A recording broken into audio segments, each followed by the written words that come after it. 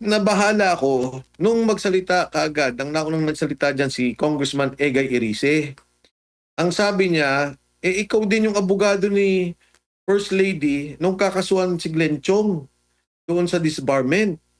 'Di ba? Nagsalita siya, nagkaroon ng press release tungkol doon na siya yung abogado. Bakit ang abogado ng First Lady ang mag-initiate, ang magkakaroon ng complaint sa initiation proceedings? Pagkatapos si Congressman Jet Nisay naman, well, madami nagsasabi, well, I don't want to cast aspersion, ayoko na magsalita tungkol dyan, pero may sinasabi sila na contractor din siya. Pero ang point ko lang dito, doon pa lang sa umpisa, yung kay Kong Attorney Andre De Jesus, yun ang kabaha-bahala. Diba? Kung gagawa lang sana ng script, kung gagawa lang sana ng eksena, kumuha na lang ng ibang abogado. Itong abogado, naging abogado nila eh. Makikita ba natin ang hustisya ngayon? Sana. Sana magabayan ang ating bansa ng Panginoon at talagang magkaroon talaga ng... Kasi lumalabas, hindi mo mapigil ang paglabas ng mga tao at mga issue. Pero sa huli, kung mapigilan man nila, 2 taon lang, lalabas ang kabuuang katotohanan at lahat ng tao dito na may sangkot at may kinalaman, palagay ko naman magbabayad sa batas, magbabayad sa hustisya.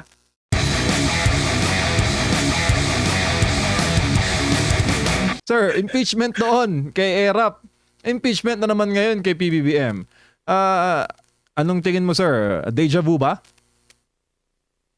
Oo, deja vu kasi talagang makikita mo yung sitwasyon noon na mga nakikita nating problema kasi at the time, di ba, corruption din yung naging main issue noon. And sa ngayon, nakikita natin. Pero ang katotohanan, mas malala sa ngayon. Ngayon lang natin naririnig kahit na yung mga nagsilbi na sa gobyerno, mga kabinete, ang mga kongresista na nagsilbi na dyan at hanggang ngayon nagsisilbi, no? Talaga nagugulat sila doon sa sinasabi nating sindikato ng korupsyon ng gobyerno, bilyon-bilyon yung usapan. Alam nyo kung babalik tanaw nyo yung panahon nung kay Pangulong Estrada, parang napag-usapan doon, if I'm not mistaken, mga 1 bilyong mahigit lang. And ang actual na, kasi di ba meron doon yung Muslim Youth Foundation, sinasabi lang Mueteng Money, tapos kasama dito yung tobacco excise tax. Yung tobacco excise tax was about 160 million. At yun, na-convict ang Pangulong Estrada dahil dyan sa kasong yan. Na at that time, nagkaroon naman ng pardon ang Pangulong Gloria Macapagal Arroyo kay Pangulong Erap. Nung kay Pangulong GMA naman, nung panahon na siya naman ang kinasuhan, ang kaso was, nag-initial siya sa pondo ng PCSO na hindi naman siya kasama, no? Ang nandun lang sa ahensya, parang ang actual na pinag-usapang bondo is 360 million. And sinabi nga na yung dahil dun sa kanyang pirma, yun na, nagkakaso na. Dito, pagka pinag-usapan natin, isang issue pa lang, doon pa lang tayo sa Bulacan, isang proyekto pa lang, bilyon-bilyon na yung pinag-uusapan. Kaya nakakagulat na kung titingnan mo yung diversion ng funds, yung PhilHealth, yung binanggit, magkano ba yun? Dapat 89 billion na transfer 60 billion. Saan inilipat? Yung 60 billion inilipat sa unprogrammed funds na ginamit din sa flood control. I'm sorry, yung talagang 60 billion ginamit sa flood control, dinivert. May pinag-uusapan na PDIC funds, 107 billion. Ito yung seguro o yung insurance natin sa bangko na ginamit din para dito sa flood control program. Tapos nakikita mo ngayon, no, yung si Alcantara, ang isinuli na diyang pera, kung di ako nagkakamali, parang 100 million ba o 120 million. May nagsoli na isang district engineer sa Mindoro ata, yung 40 million. Parang napakalaki. Diyan pa lang tayo nag-uusap sa mga district engineer. At yung kay Saldi ko na sinabi niya, deliver ako ng pera, 25 billion. Isang taon lang yun. Paano yung mga 3 taong nakaraan? Tapos ngayon, kanina sa committee hearing, ang pinag-usapan na delivery, 8 billion. So, nakakalula. Napakalaki ng mga pondong pinag-uusapan dito. Opo, by the trillions na nga, Kong, ang threshold ng korupsyon ngayon sa pamahalaan. Dati, 100 million lang yata yun. By the hundreds lang. Tapos, by the billions. Ngayon, trillion na pong pera ng bayan ang pinag-uusapan. Pero, Kong, ito pong impeachment complaint laban kay PBBM. Pag-usapan po natin, sir, yung mga grounds, no? Number one po doon yung pag-surrender kay former President Duterte sa ICC. Kalawa, yung sinasabing adiksyon ng Pangulo, umano'y adiksyon na nakakaapekto raw sa kanyang paghuhusga at liderato. Kabilang din po doon sa grounds yung unprogrammable appropriations sa budget, yung insertion sa flood control, at yung ICI na ginawa umano para pagtakpan yung kanyang mga sangkot. Sa inyo pong karanasan sa House of Representatives, ito bang grounds na ito ay mabigat to impeach the President, sir? Alam mo, MJ, bago ko sagutin yung grounds na yan, ang critical kasi dito sa naging proseso ng impeachment, dati-rate, hindi naman sa hindi klaro, kundi may house rules tayong tinatawag yung proseso na idinidikta ng alituntunin ng Kongreso. Kung yung rules ng Congress of the Philippines, yan ang sinusundan sa impeachment. Ngayon, dahil dun sa kaso nila kay VP Inday Sara, ikinlaro ng maganda. Ano ba? Sabi ng Korte Suprema, teka lang, totoo may political yan at may legal yan. Pero yung constitutional mandate ng impeachment at sinasabing pahalagahan natin ang prosesong to, wag nating babuyin, wag nating sirain, inilinaw yan ng Korte Suprema. Kaya kung minsan, may mga dati, di ba, may magpa-file, ang sinasabi nila, impeach me. Anong isabihin? Para bang nagpa-file ka ng impeachment para ma-disbar mo na yung isang taon, kasi isang beses lang isang taon ang pwede mag-file ng impeachment. Ngayon, maganda yung mga binanggit mong kaso. Ano yung binanggit mo? Yung ICC kidnapping. Totoo yan. Yan ay isang pag-violate sa ating constitution na hindi mo sinundan yung proseso ng batas. Maging yung proseso ng ICC.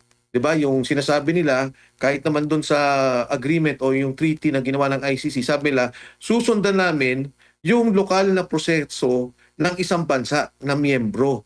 So, yung pagkakadakip kay Duterte, dapat yun, di ba, dumaan dapat sa proseso ng korte, nagkaroon ng warrant of arrest, kesa siya inilipad.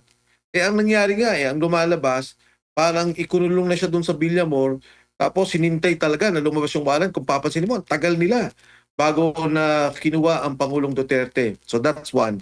Number two, binanggit yun sa drug addiction. Klaro din yan kasi siyempre ang isang Pangulo, lalo tigit na meron tayong mga kinabibilangan na mga sitwasyon na maaaring delikado sa ating bansa. Katulad ng West Philippine Sea, maaaring magkagera tayo dyan. Isang maling desisyon, isang maling salita ng isang presidente, problema na yan. At saka siyempre, yung pagpapatakbo ng gobyerno.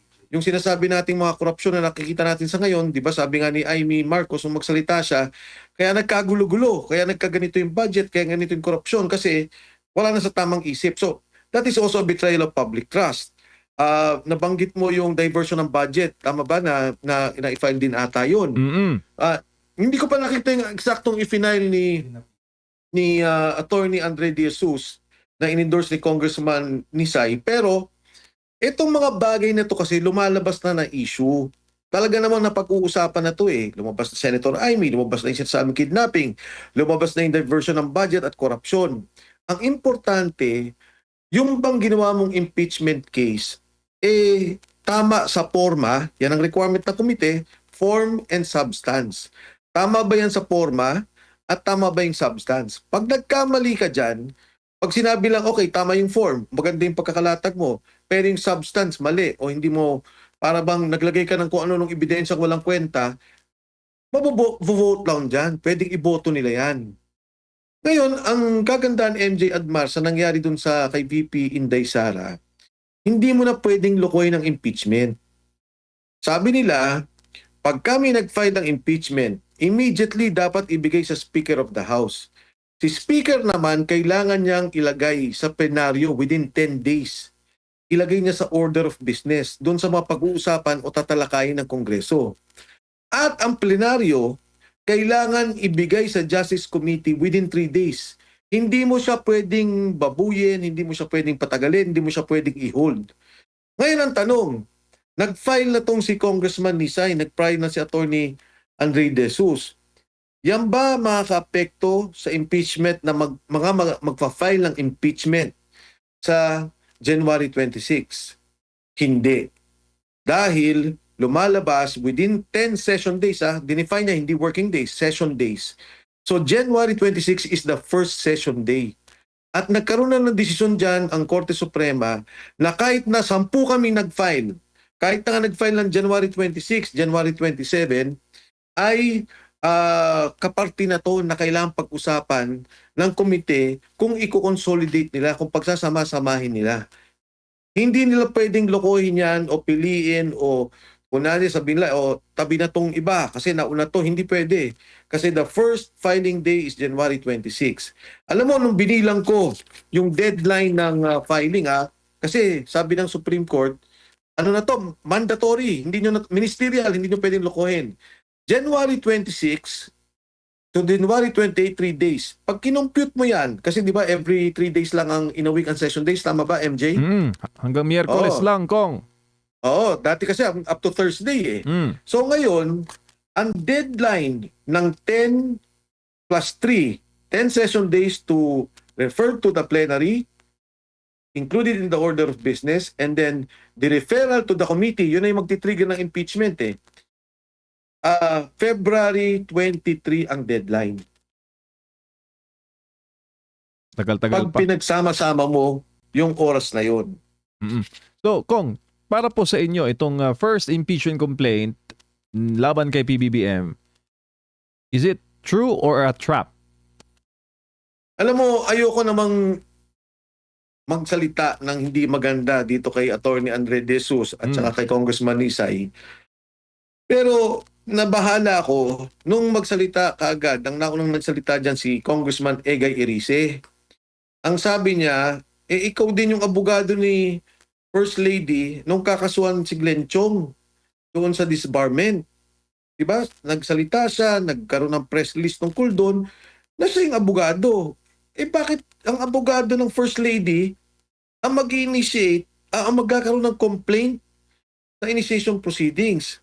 Pagkatapos si Congressman Jet Nisay naman, well, madami nagsasabi, I don't want to cast aspersion, ayoko na magsalita tungkol dyan, pero may sinasabi sila na contractor din siya. Pero ang point ko lang dito, doon pa lang sa umpisa, yung kay Kong Attorney Andre De Jesus, yun ang kabaha-bahala. Diba? Kung gagawa lang sana ng script, kung gagawa lang sana ng eksena, kumuha na lang ng ibang abogado. Itong abogado, naging abogado nila eh. Tingin ko naman, sa unang tingin pa lang, nakakabahala at medyo hindi ka panipaniwala. Pero bagamat ganun, hindi ko yan tinitingnan na problema para sa akin, dahil nga katulad na banggit ko, yung impeachment case ni VP Inday Sara, dinefine na ng Korte Suprema. Ang sabi ng Korte Suprema, oo, political yan, legal yan, pero dapat respetuhin natin ang saligang batas. Ang esensya na sinasabi ng mga provision ng saligang batas, kung ano yung spirit of the provision, kung ano yung gusto niyang talakayin nung provision na to, na yung impeachment, totohanan. Yung impeachment, bigyan natin ng tamang proseso, yung constitutionally mandated process. Huwag nating babuyin dahil ito'y sagrado. Sa ligang batas natin to at impeachment ng isang elected official. May parusa po bang ganun, Kong Mike, kung talagang sinadya para maging failure yung impeachment, para hindi na siya ma-impeach within the next 1 year? Mahirap kasi patunayan yung ganun, di ba? Na sabihin natin na, hindi, ano ka naman para anong tawag do? Tanim ka naman tinanim ka dyan para ikaw mag-impeach. Napakahirap naman mag-question ng motibasyon. Yun lang naisip ko lang din, nung nabanggit kagad ni Congressman Erice, siya kagad na nagsalita, bakit naman nga ito yung abogado? Parang hindi maganda. Opo. Doon naman po sa pagtanggap, wala po bang sir, wala po bang kailan pwedeng tanggapin yung impeachment, hindi pwedeng tanggapin yung impeachment? Kasi sabi mo nga, 26 pa, January, mag-uumpisa yung balik session sila. So kahit anong araw po, ay pwede sila, kahit nakareses sila, pwedeng maghain po ng reklamo. Well, pwede naman, i-file na natin yan even before the first session day. Pero yun nga, Admar, kung titingnan ko yung naging bilang batay dun sa saligang batas, kahit na nga 27, 28 ka mag-file January 26, 27, 28 Pero para maging safe na lang, sige na, gawin na natin before para lahat tayo on the first day, pasok tayo. doon sa unang araw session day na nakapag-file ng impeachment. Dahil nga sa takot din ng marami kasi katulad nung Advan, MJ, maganda tong dahil yung kay Pangulong Estrada nung impeachment na yon, nung una i-final yun, may endorsement. Hindi pinag-usapan sa committee ng mga matagal din, siguro umabot ng 1 buwan. Pagkatapos, nagkaroon na lang ng individual kasi dalawa ang proseso ng impeachment. Number 1, papasok yan sa komite, pag-uusapan. Pwede nga ang komite talunin, no? Sabihin ng komite, hindi, wala yan. Pagdating ng plenaryo, pag nagkaroon ng 1/3 votes, impeach na ang presidente. Ang pangalawang proseso, which ginawa nila kay Inday Sara, pinapirma na nila yung mga tao, ito na yung complaint, at umabot ata sa 250 na mga complainants. Ang kailangan na requirement, if I'm not mistaken, is about 120 signatories. Tapos, nung pinirma na nila yon, inakit na sa Senado. Ang sabi ng Korte Suprema, hindi pwedeng ganun. Kailangan bigyan nyo ng pagkakataon yung tao na idepensa yung sarili niya at ipaliwanag niya ano yung charges of impeachment. Kaya kung babalikan mo yung kay Erap Estrada, sa kasalukuyan ngayon, mali ang naging proseso namin. Kung palang pumunta si Pangulong Estrada sa Supreme Court, sinabi niya, teka lang, in-impeach nila ako, hindi ako nakapagsalita, hindi ako nakapagdepensa sa sarili ko. Maaring iba naging desisyon ng Korte Suprema. So, talagang yung nangyari kay VP Inday Sara na nagkaroon ng mga petisyon sa Supreme Court, nagkaroon ng mga paglilinaw, napakaganda ngayon ng sinabi nila na talagang, oo, sige, politika yan, sige, may mga legal na batayan, pero higit sa lahat, yung proseso ng ating saligang batas, sundan natin. Natanong ko po yun, sir, kasi 'di ba meron ding gusto na naghain ng reklamo din, impeachment din. Yun si Cardema, dating Yusek Cardema ng Duterte Youth Party List, kaso hindi tinanggap yung kanilang paghahain ng impeachment po. May kaibahan ba yun? Dito na hindi pa nag-uumpisa rin ang sesyon. Parang sinabi yata doon, wala doon yung SecGen na tatanggap. Di ba opisina po yung mismong tatanggap? Tama ka, Admar. Yun nga yung dati, mga usap-usapan nga ng mga, ano ba yan, unahan ba tayo, ganito ba? Pero ngayon malinaw na eh. Pag hindi pala na-receive, hindi pwede. Ngayon hindi. Sinasabi nila, hindi. Pagtanggap mo dyan, immediately, no question asked, bigay mo kay speaker.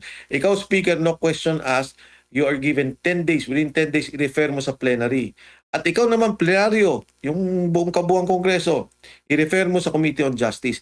Yun ang trigger ng impeachment. For example, binaboy nila.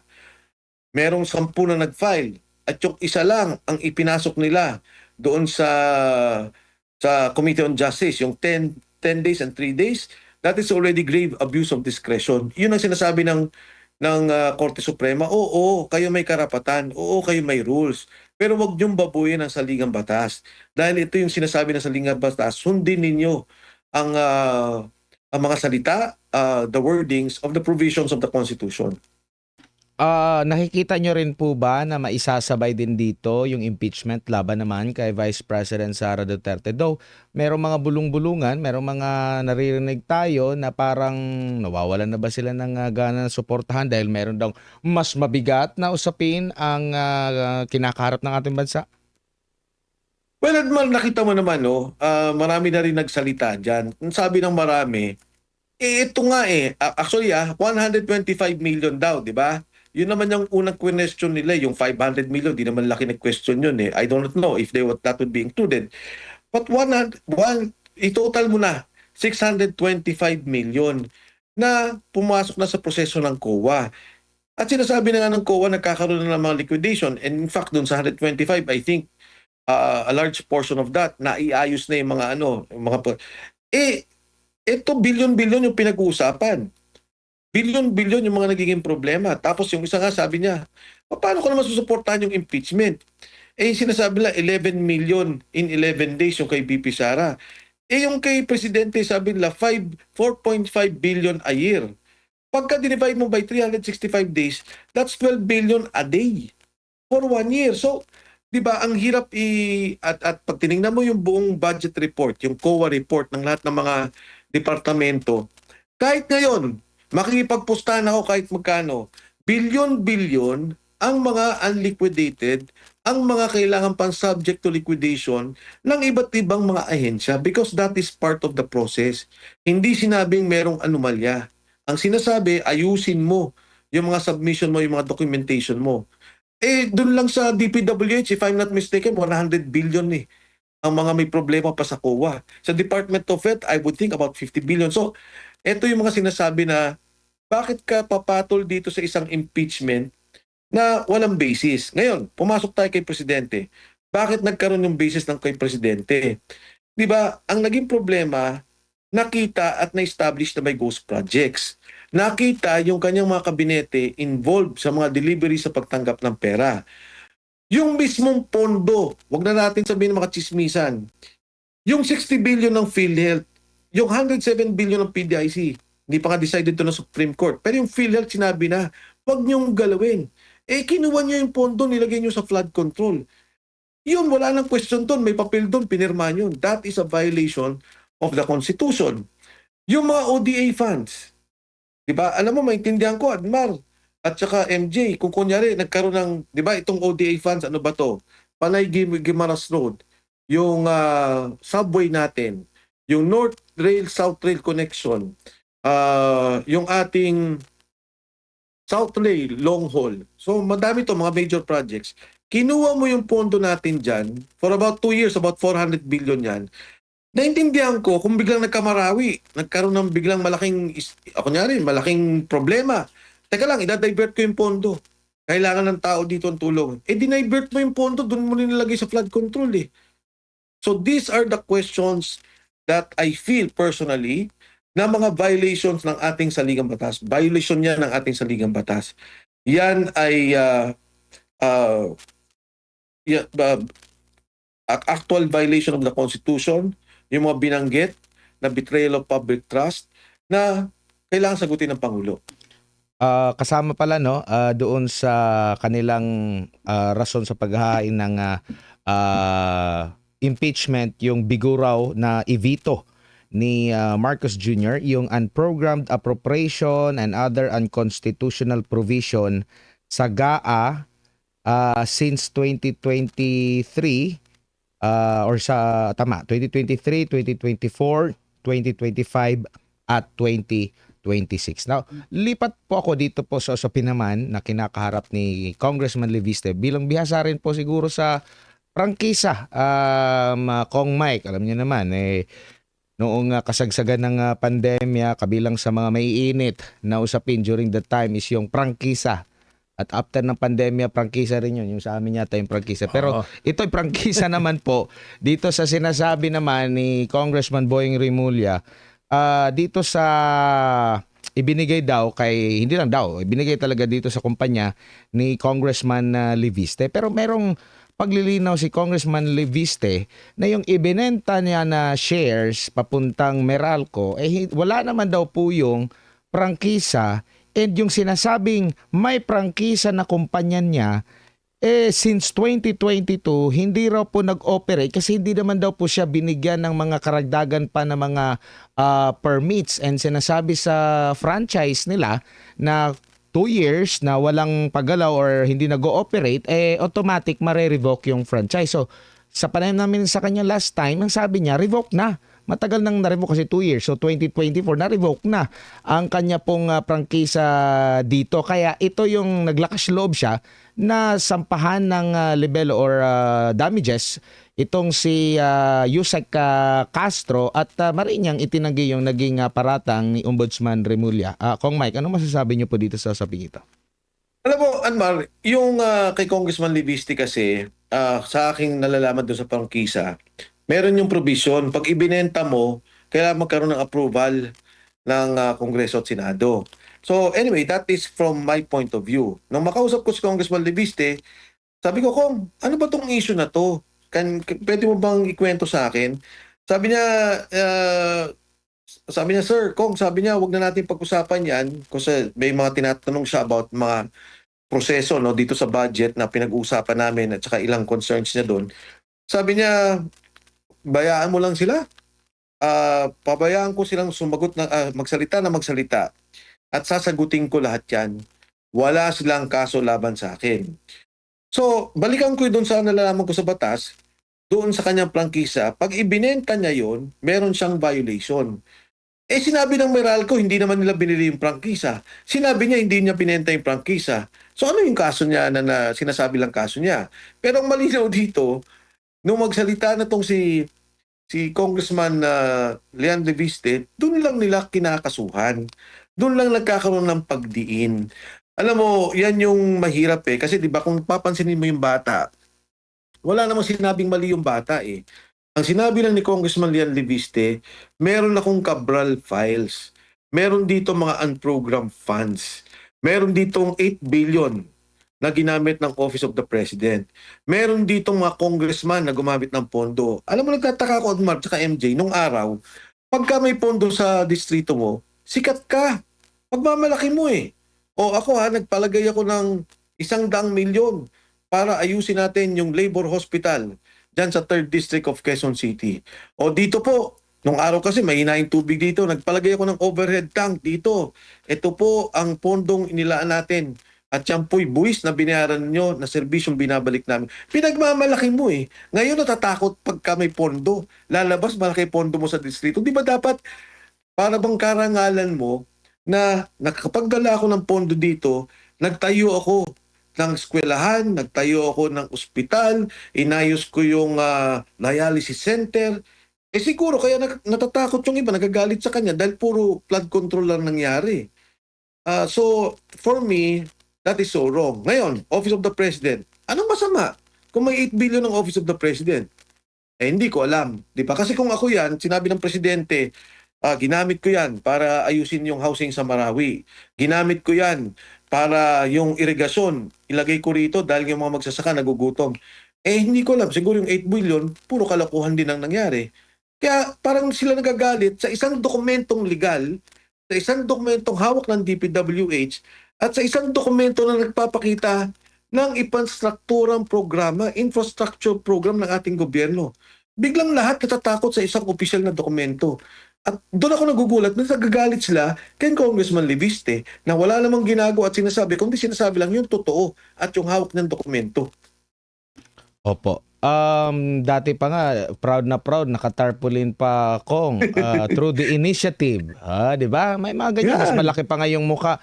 Ngayon, parang ano na nila, parang minamasama na nila. Pero dito tayo sa iba pang usapin na Kong, nasaan na ba si Sergeant Guteza? Kasi meron ng show cause order sa kanya kay former Congressman Zaldico at dito po kay Guteza. Meron pa ba kayong alam, Congressman Mike? Alam mo, Admar, sa ngayon wala pa ako nakukuhang impormasyon tungkol dyan, pero nakita ko kasi nandun siya sa imbitasyon ng Senado sa Blue Ribbon Committee. Maganda yan. Kasi pagka nagkaroon na ng subpoena at gumalaw na ang Senate Sergeant at Arms, talagang marirecover siya. Sigurado ko. Siguro, pagka talagang may problema, pwedeng mismo ang Senado gumawa ng writ of amparo, mag-file sa korte para ilabas kung nasaan man si Gutesa. Malaking hakbang yan. In fact, kung magkaroon lang ng contempt order sila, talagang ipahanap nila o paaresto si Sergeant Gutesa, ako'y may tiwala na makikita ito ng Senate Sergeant at Arms. Opo, nakamonitor po ba kayo sa naging Blue Ribbon hearing kanina at ano po ang nakita ninyong magandang kahinatnan doon sa muling pagbuhay? Akala ko nga tapos na kasi nabanggit yun ni Senator Erwin Tulfo, nagagawa na ng committee report tapos biglang balik ulit dito sa Senate Blue Ribbon investigation, Kong Mike. Alam mo, hindi ko nakita pa yung buo. May mga snippets ako na nakikita. Pero parang ang klaro sa akin dito, may 3 tao na involved sa bigayan sa Pangulo at paggagawa ng pondo order para mailabas yung pondo. Ang 3 tumatanggap at nagdi-deliver ng pera ay si Yusek Jojo Cadiz na lumabas na sa issue na yan, si Yusek Traigib Olaybar, at saka si Yusek Adrian Bersamin. Makikita mo lumabas yan sa affidavit ni Bernardo, pinag-usapan ni Senator Ping Lacson nung kasi mag-privilege speech, nagsalita rin si Saldico, yung dun sa kay Yusek Jojo Cadiz. So parating lumalabas yung pangalan ng tatlong to. Kaugnay dito sa tatlong to, ang dalawang tao na talagang nakatutok pa dito ay si Secretary Amina Pangandaman at saka si Executive Secretary Lucas Bersamin. Bakit? Kasi 'di ba, ang pinag-usapan nila kanina yung delivery ng 8 billion. Saan ba nang galing 'yon? Sabi ni Saldico, "Oy, tumanggap ka ng 25 billion. Ako nagdala sa'yo." Ang sabi ni Senator Ping Lacson, "Saldico, mali ang sinasabi mo. Hindi ikaw ang nagdala. Ang nagdala ng pera ay si Yusek Bernardo. At ito ay kinuha ni Trigib Olaybar at ni Adrian Bersamin." Sabi na, di ba, yung 8 billion, which represents 16%, if I'm not mistaken, 15% of 50 billion. Parang ganyan yung pinag-usapan. Tapos sinabi nun ni Bernardo, at sinabi din ah, ni, I'm not sure kung nabanggit ni Congressman Saldico, yung 30 billion ang nag-handle si Manny Bunuan. So of the 100 billion, 50 billion ang nakay Yusek Bernardo, 30 billion ang nasa kay Secretary Manny Bunuan. So, bakit nagkaroon una ng 100 bilyon? Sino ang nag-exert ng pondong yan? Mangyayari lang yan sa kalaman ni E.S. Bersamin at ni Secretary Pangandaman. Paglabas ng pera, pumunta kay Bernardo. Siya ngayon ang nag-deliver kung ano yung kickback. Ang sinasabi, 8 billion. Ang pinagdaanan, si Trigib Olaybar at si Adrian Bersamin. Ito ang dapat idugtong-dugtong. Doon sa kaninang hearing, of course, hindi ko nakita yung kabuuan, pero narinig ko na yung mga pinagsasabi, yung affidavit nila dati nila Yusek Bernardo, at narinig ko na rin yung mga binabanggit ni Saldico. Madudugtong-dugtong mo na ito palang tatlong to tumatanggap ng pera, may dalawang taong nasa likod. Iba pa yung kay Secretary Manny Bunuan. Diyan na lang sila mag-focus. Makikita nila sino ang nag-insert ng pondo, paano nangyari yung kickback, at nasaan yung delivery. Pinag-usapan kanina yung Tamarin. Yan daw ang delivery point. Yan, importante ang lugar na yan. Ano ang kinalaman ng lugar na to sa lahat ng perang pinag-uusapan natin? Opo, and yung sa usaping Cabral files din naman, bakit kaya hindi nila binusisi? Kasi additional information din yon na mapapalalim pa. Pero sa pagkakaalam natin na kung Mike, maraming mga nababahala talaga dito eh. Parang maraming mga forces na humahadlang as per ano na rin natin kay Congressman Leandro Leviste na pumipigil at natatakot maraming mga pahaging dito. Kaya nga kailangan na may tulong ito mula mismo sa government kung ito nga ba legit, bubusisiin lang din naman, isasama sa mga investigation. Di ko lang alam kung sa Kamara mabubuksan ba ito considering meron na ring naghain ng resolusyon para ito ay maimbestigahan. Alam mo, Admar, para sa akin, wala na tayong aasahan sa script ng gobyerno. Ilang beses ko na yan sinabi sa inyo, kahit na yung mga una pa nating interview, eto na yung yung script na nag-iiba. Hindi ko lang alam kung nagkaroon ng pagbabago na ngayon ang magiging mastermind na, di ba dati sabi ko si Saldico ang mastermind. Hindi ko lang alam kung ipipihit na nila to kay Speaker Martin Romualdez. Pero ang klaro sa akin sa lahat ng to, kung papakinggan mo lang yung hearing kanina at maging yung delivery ang pera, involved talaga ang Pangulo. Kung magkano ang nakuha niya, kung magkano ang hatian, hindi ko alam. Pero yung paglabas ng pera, pagpasok ng pera, pagkuha ng kickback at pag-deliver ng kickback, makikita mo yung mga tao dikit-dikit nakasama sa isyong to. Hindi ba si Yusek Jojo Cadiz, di ba nagsabi nila contractor din siya. Pagkatapos may 100 million project sa Ilocos, sa kanila din yon. Bakit ngayon naibalik? Hindi ko na maintindihan kung ano nangyayari. Ito namang sabi nila nagsisinungaling si Saldico, bigla naman natanggal si E.S. Bersamin at saka Secretary Pangandaman. Alam mo, sa lahat ng Toad Bar at saka MJ, parati ko itong sinasabi sa mga tao Oo, pwede niyong paligtasin to ng 2 taon. Pwedeng walang mangyari ng 2 taon, walang maging kaso. Pero pagkatapos ng 2 taon, kahit sino man ang maging pangulo natin, lalabas tong isyong to. Dahil ang perang yan, yung PhilHealth na pondo para pangkalusugan, kinuha nyo, nilagay nyo sa flood control. Yung flood control, ghost project, maraming namatay, maraming napinsala. Yung PDIC funds, kinuha nyo, nilagay nyo sa Ghost Project. Yung subway, na dapat matatapos sa 2028, napakaganda sana na proyekto to ng Pangulong Bongbong Marcos. Kinuha ninyo yung pondo, nag-iwan kayong kakarampot. Kung saan-saan nyo nilagay, flood control. Ngayon, extended na, lalagpas na ng 2028, hindi niya na yan makikita o mai-inaugurate ang proyektong yan. Naririnig natin, bilyon-bilyon ang delivery ng pera. Mismong si Saldico na chairman nila ng appropriations, si Speaker Romualdez noong nagsalita na si Saldico, isang grupo yan Chairman ng appropriations yan Yan ang nagpapasok ng mga pondo. So lalabas din tong isyong to. Makikita ba natin ang hustisya ngayon? Sana magabayan ang ating bansa ng Panginoon at talagang magkaroon talaga ng, kasi lumalabas hindi mo mapigil ang paglabas ng mga tao at mga issue. Pero sa huli, kung mapigilan man nila, 2 taon lang, lalabas ang kabuuang katotohanan at lahat ng tao dito na may sangkot at may kinalaman, palagay ko naman magbabayad sa batas, magbabayad sa hustisya.